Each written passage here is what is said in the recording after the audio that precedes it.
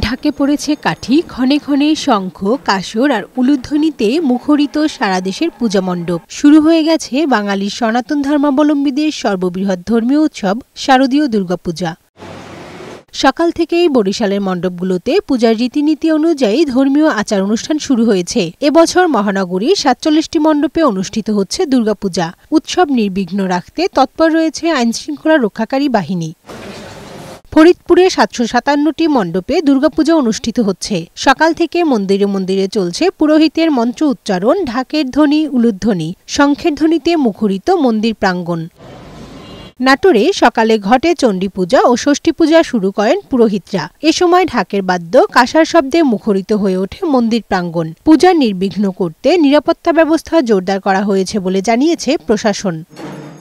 লালমনিরহাটে ষষ্ঠী পূজার মধ্য দিয়ে দুর্গার আমন্ত্রণ, অধিবাস এবং মঙ্গলঘট স্থাপন করা হয়েছে।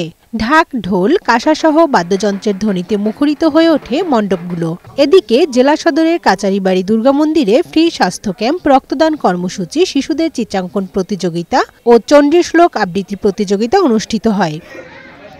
ষষ্ঠী পূজার মধ্য দিয়ে কুমিল্লায় শুরু হয়েছে দুর্গোৎসব। পূজা উদযাপন উপলক্ষে ১৩১টি মণ্ডপে তারেক রহমানের পক্ষে উপহার সামগ্রী বিতরণ করা হয়েছে। কক্সবাজারে ভোরের আলো ফুটতেই মুখর হয়ে ওঠে পূজা মণ্ডপগুলো। শঙ্খধ্বনি, উলুধ্বনি আর ঢাকের বাদ্যে জেগে ওঠে উৎসবের আবহ। কারিগরের নিপুণ হাতের ছোঁয়ায় তৈরি প্রতিমা ভক্তদের আনন্দ আর ভক্তিতে আলোকিত করছে চারপাশ। খুলনায় এবছর ৯৪১টি মন্দিরে পূজা অনুষ্ঠিত হচ্ছে। ষষ্ঠী পূজার সকালে ঘট স্থাপনের পর আহ্বান করা হয় দেবীকে। ভক্তরা দেবীর কৃপা লাভের আশায় ষষ্ঠীতে উপবাস থেকে অঞ্জলি প্রদান করে। এদিকে শান্তিপূর্ণ পূজা উদযাপন নিশ্চিত করার লক্ষ্যে বিভিন্ন পূজা মণ্ডপ পরিদর্শন করেন খুলনা নৌ অঞ্চল commander rear admiral AKM Zakir Hossain.